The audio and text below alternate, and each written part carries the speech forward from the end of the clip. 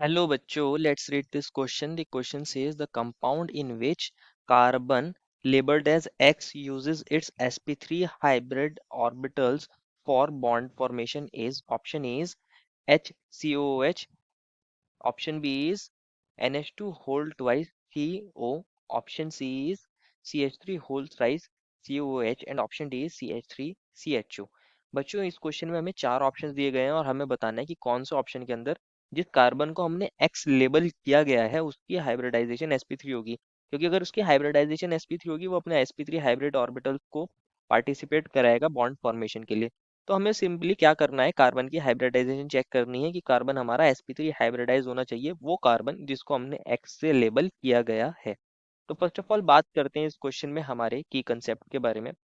हमारा की कंसेप्ट क्या होगा, कार्बन जो हमारा एक्स है, कार्बन एक्स उसके sp3 हाइब्रिड ऑर्बिटल्स को पार्टिसिपेट करने के लिए बॉन्ड फॉर्मेशन में उसकी हाइब्रिडाइजेशन क्या होनी चाहिए, sp3 होनी चाहिए।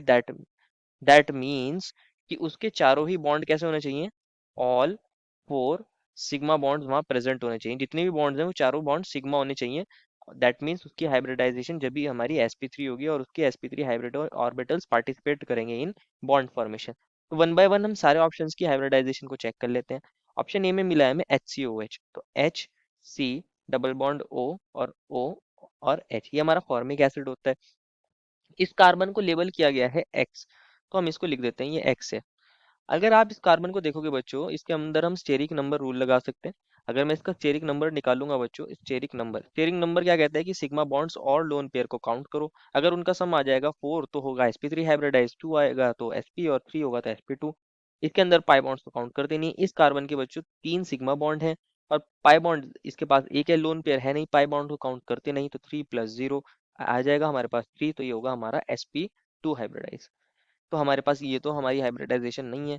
सेकंड ऑप्शन में मिला है हमें NH2 का होल ट्वाइस CO, तो इसको मैं ऐसे लिख सकता हूँ NH2 और ये C डबल बॉन्ड O और NH2। ये वाला कार्बन हमारा एक्स है।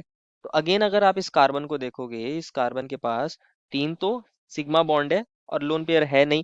तो अगेन अगर मैं स्टेरिक नंबर रूल लगाऊंगा इसके अंदर, तो हमारे पास स्टेरिक नंबर रूल लगाने के बाद इसके अंदर sigma bonds plus lone pair को देखता हूं मैं, तो सिग्मा बॉन्ड्स 3 है, लोन पेयर है नहीं, तो वैल्यू आएगी 3। अगेन हाइब्रिडाइजेशन sp2, तो ये भी ऑप्शन हमारा गलत हो जाएगा, फर्स्ट भी गलत सेकंड भी गलत।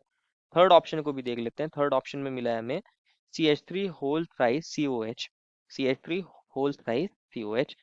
तो मैं इसको लिख सकता हूँ, एक CH3 ये रहा, ये C है, ये OH है, एक CH3 ये रहा और एक CH3 ये रहा। और जो हमारे पास ये टर्शरी वाला कार्बन है, इसको हमने क्या माना है, X माना है।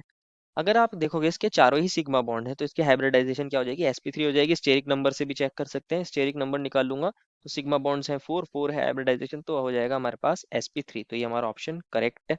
एंड डी ऑप्शन को भी देख लेते हैं। डी ऑप्शन में मिला है हमें CH3CHO, तो इसको भी देख लेते हैं। डी ऑप्शन में मिला है CH3 और CHO। CHO को मैं ऐसे लिख सकता हूँ डबल बॉन्ड O और H, और ये वाला हमारा कार्बन X है। अगर आप अगेन इस कार्बन को देखोगे तो इसके पास तीन सिग्मा बॉन्ड्स हैं। अगर मैं स्टेरिक नंबर रूल को लगाता हूँ, स्टेरिक नंबर निकालना चाहूंगा, तो तीन सिग्मा बॉन्ड है, लोन पेयर है नहीं इसके पास 0, तो 3 hybridisation again sp2।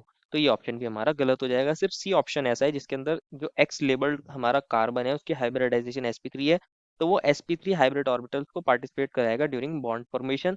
Therefore, final answer is option number C. I hope you understood it well and best of luck.